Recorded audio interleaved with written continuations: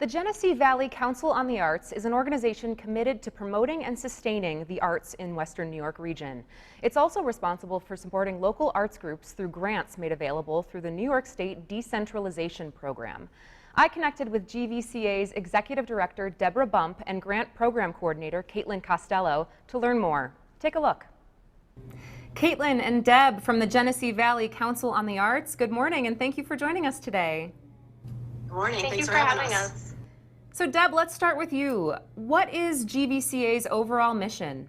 So GVCA promotes the arts throughout the region, specifically within Livingston and Monroe counties. We have a gallery in Mount Morris where we host local artist exhibits throughout the year. We also offer classes in such things as ceramics and yoga and watercolor. Also in our gallery, one thing that really makes us unique is we have an exclusive collection of over 200 pieces of WPA artwork. So paintings created during FDR's administration during the New Deal era. So that really sets us apart from a lot of galleries in the area. It's the largest collection outside of the Smithsonian. And we also have a satellite office in Rochester where we work with our grantees and help to advocate the arts in that region. And Katelyn, I know that the grant program at GVCA is also a major component of what you do there. Can you talk a little bit about the program and the kinds of organizations that you support? So the grant program that I facilitate is called the Decentralization Grants, and that's money that we get from New York State to distribute to Monroe County and Livingston County in our office. And these programs help individual artists, dance companies, theaters, schools to bring in local artists to teach music and to compose and all sorts of things that are really vital to help the community to grow and learn and really embrace the culture. We also have some groups that are learning to make traditional Latina and Latinx dance costumes and the foods and things like that. So it's a really cool program that we're able to facilitate in the area. Katelyn, how are your member organizations using support from GVCA to stay afloat right now?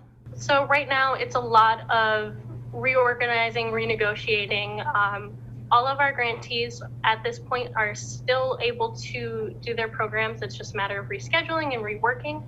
They will have an extension to continue to do this program. Normally the deadline would be to complete it by December 31st of 2020.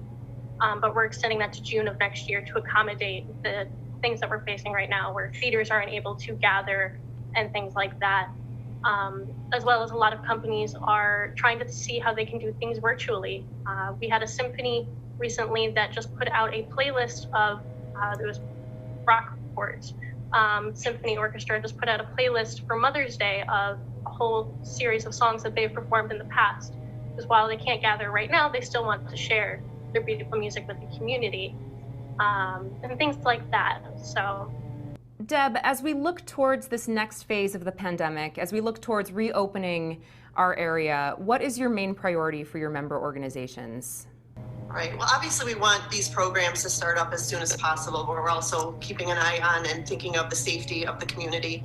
I believe the arts and culture falls into phase 4 of the reopening plan, so we'll definitely adhere to guidelines that are set out to us by the state. In the meantime, GVCA is looking to move a lot of our events online, to have virtual festivals and things like that. We do host a large festival each June at Letchworth that now we are reworking that festival to move it to an online platform due to what's going on in the region, because we want to continue to offer our vendors and our artists the opportunity to participate in these events, but just the reality of our situation is that having these in-person events is not going to be happening probably for a while still. But we want to continue to advocate for those folks and make sure they have the opportunities to get out there and continue to give them those opportunities. My last question for you today, Deb, how can people learn more about you and what you do? Absolutely. You can follow us on our social media pages. So we're on Facebook, Instagram, and Twitter. Also our website, gvartscouncil.org. We've really ramped up all of our efforts on those platforms, obviously, given the situation, really reaching out to our members and to the community to continue offering arts programming to them. So I would encourage people to check out those sites, follow us on social media. We're still trying to make a lot of good things happen for the arts, even during this tough time. Katelyn and Deb, thank you so much for tuning in with us this morning. Thank you so much. Thank you. GVCA works to support groups like art studios, theaters, music groups, symphonies, and everything in between. Their support is critical to many local arts organizations as they begin to navigate New York's reopening phase. You can learn more about them by visiting their website at gvartscouncil.org or check out whec.com. Just click on Rochester in Focus under the Watch tab.